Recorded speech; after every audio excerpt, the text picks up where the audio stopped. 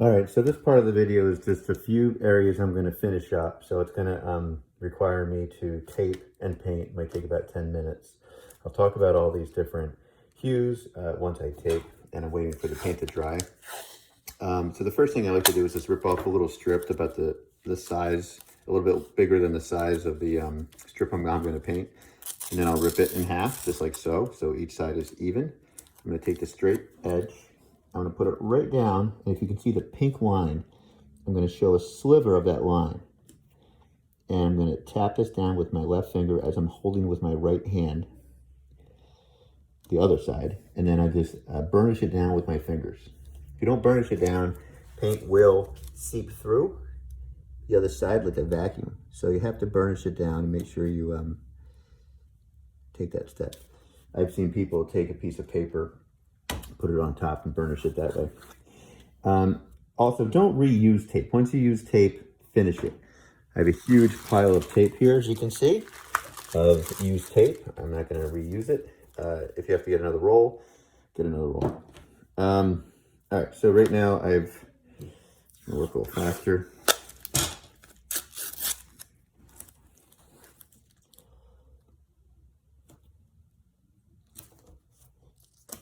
And I'll talk about why I'm painting what I'm painting in terms of the values I'm selecting in a minute while I'm waiting for this to dry. Burnish down.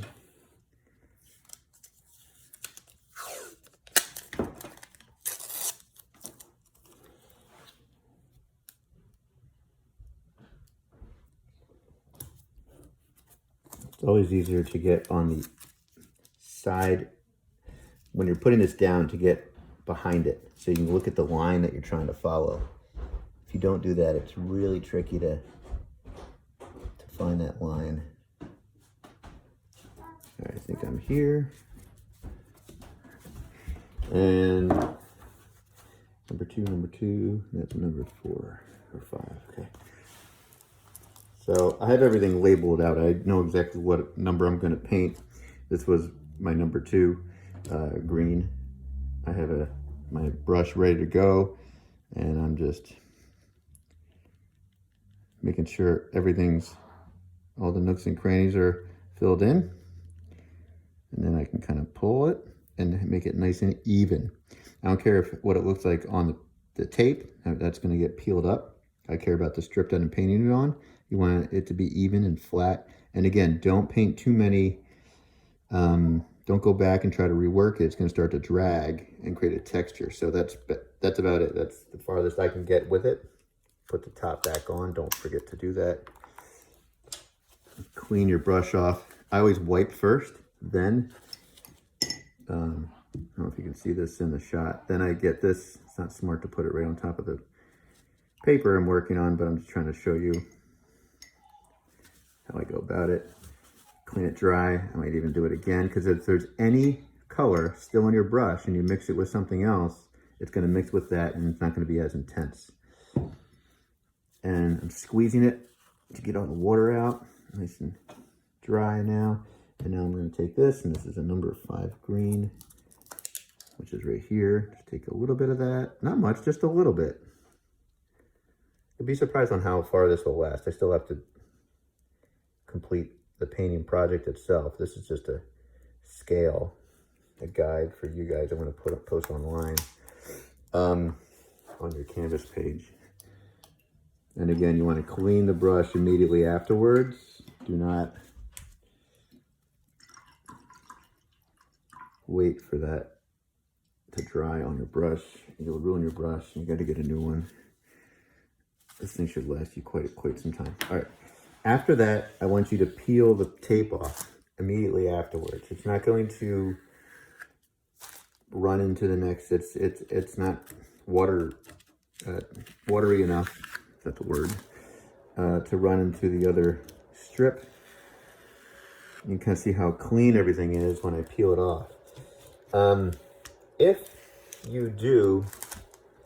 it does suck into the next line of paint, like if there's a little drip that you kind of see, that is kind of one right there. Right here, I don't know if you can tell, but this was just a little water that was in my brush and it dripped here. So what I'm going to do to fix that is you just get a piece of tape, you put it down, cover the green next to it, and then you just dip your brush in number 1. This is number 1 red, and I would dip my brush in there and I would just hit that spot. And then I would peel it up and it's clean. So don't go back in with a brush and try to hit it. Use the tape because it's going to have a better effect in the long run. So while I'm waiting for this to dry, I'm going to talk about a few things. Here. So this is gradient, 1 hue gradient. So if you look here, you can kind of see the numbers: 1, 2, 3, 4, 5, 4, 3, 2, 1. I made a error here. When I was counting, I counted 2 spaces instead of 1. That was a mistake, but it's not a major deal. So 1, 2, 3, 4, 5, 4, 3, 2, 1, 2, 3, 4, 5, 4, 3, 2, 1. So that's how you get a gradient of 1 hue. This right here I'm working on, I'll explain that later, but basically this is 3, 3, 3, 3, 3, the same value of both hues. So it's a warm, cool value shift, and I'm doing 5, 5, 5, 5, 5 here. Once I finish this, I have 1 more strip left. I'll peel this off and you'll see that plane shift. You could apply plane shift to any of these other parts too. It's just, you'll just go 2 steps darker than the paint that you applied. It'll just be 2 steps darker. The reason I say 2 steps darker is because it's a clear value shift. If it's just 1 step, it's going to be too subtle and you won't even know it's kind of a turning plane shift. So right here is a gradient. This is 2 hues. And if you look at the number counting, it's 1, 1, 2, 2, 3, 3, 4, 4, 5, 5, 4, 4, 3, 3, 2, 2, 1, 1, and so on. And I'm just using the light version of the red and the green together, 1, 1, 2, 2, 3, 3. And it's kind of nice because together they become darker, and then together they become lighter, and together they become darker. So the difference, this is a reverse gradient, and you'll see this a little bit more clearly once I peel this tape off, which wants me to talk about how I put this tape down first, and then when I'm finished I peel it off, but I'll get to that in a second. So this is gradient reverse hues. If you hear baby crying, it's my little baby and part of this video. So starting here, I'll just start here to keep it simple. 1 pink, 2 pink, 3 pink, 4 pink, 5 pink, and then I'll start 5 green, 4 green, 3 green, 2 green, 1 green. So I'm basically doing gradients going in reverse. So if you look at this, 1, 2, 3, 4, 5, 4, 3, 2, 1 is the red, and then I start with the 5 next to the 1, and then I start putting down my numbers: 5, 4, 3, 2, 1 in the green, 2, 3, 4, 5 in the green, and then if you have 5 of each color, then they're going to rotate evenly. And you can kind of see this is a different effect, slightly different effect than that effect. And I'm using all the same colors here. This is what I have mixed, but you can do this to anything. You can apply this to grays, or you can actually mix. I could take this color and this color and mix a big batch of it, and I can make a gradient from here to here just by mixing them up with my palette knife, and then maybe have like 8 steps of a gradient to go from here to here. It might take a little while because they're complementary hues. Okay, so at this point, my color is dry. Sometimes I just check it with my finger. But if it was wet, then I would have a fingerprint in it, and I wouldn't be happy about that. So again,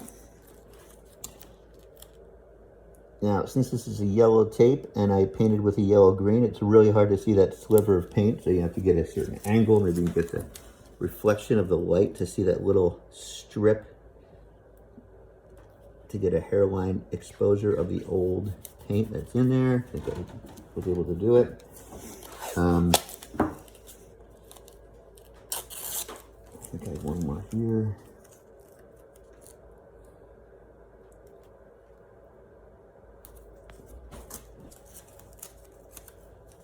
Here.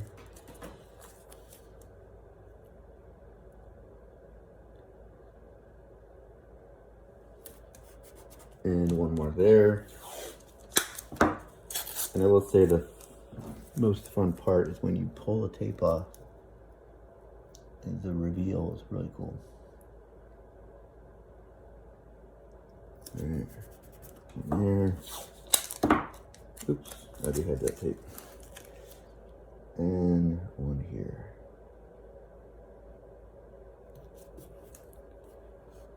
All right, that's good. So I'm ready to go.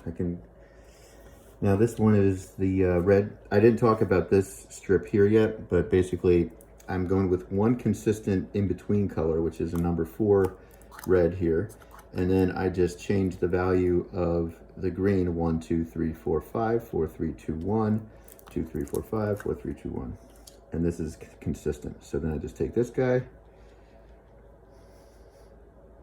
And the reason I used 4 here was because I had a lot of that color and I was going to use 3, but I didn't have that much mixed up and I wanted to conserve some paint for my main painting. So that was the reasoning behind that. Anything will do, just you're going to get a different effect.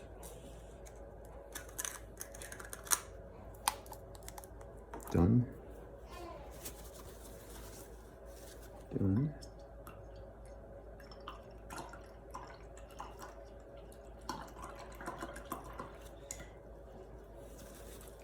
All right, I got one more to do, which is a number 5 red.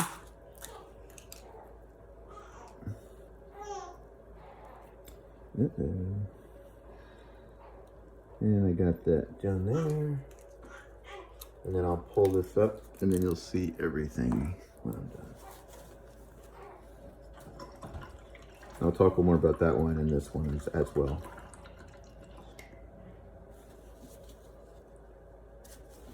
Okay.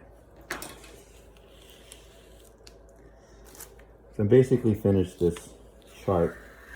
I was thinking of throwing a few more on here, different ideas, maybe different colors. But now you can see this gradient here.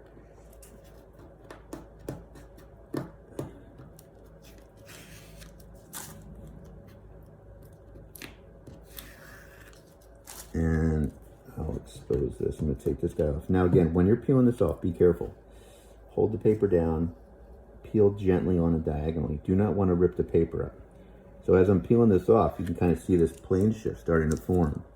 And that's what I was talking about. These are all number 3s, and what I'm peeling off now below are 5s.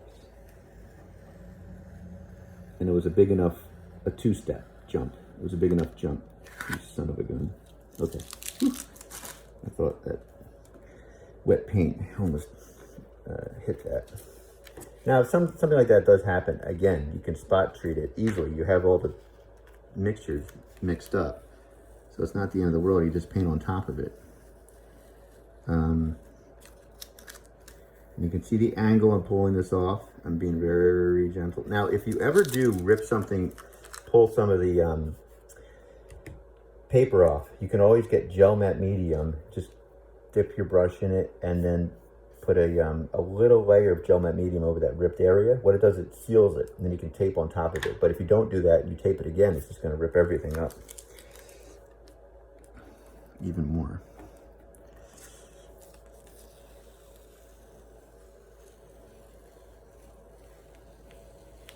So this bottom gradient here is kind of fun too. Again, I don't have it written down, but I call this every other gradient, meaning that every other one is the same or every other one is different. So if you look at the green, it goes from number 1, 2, 3, 4, 5, 4, 3, 2, 1, and so on. And then the red is just consistent. It's just one value. In this case, it's 4, 4, 4, 4, 4 across. So I believe that's where I'll probably either continue this on a little bit more, or I might throw a couple different tricks here. But one last thing, before I forget, this value shift here, warm cool value shift, you can, just how I made this plane shift here, you can apply that plane shift to any of these. You just need to have a 2-step jump. So if this is a number 3, I'm sorry, it's a number 4, then it has to be a number 6 that's next to it. If this is a number 5, it has to be a number 7. So it's just a 2-step jump. So you're basically doing a paint by number to take this into completion. All right, video's done.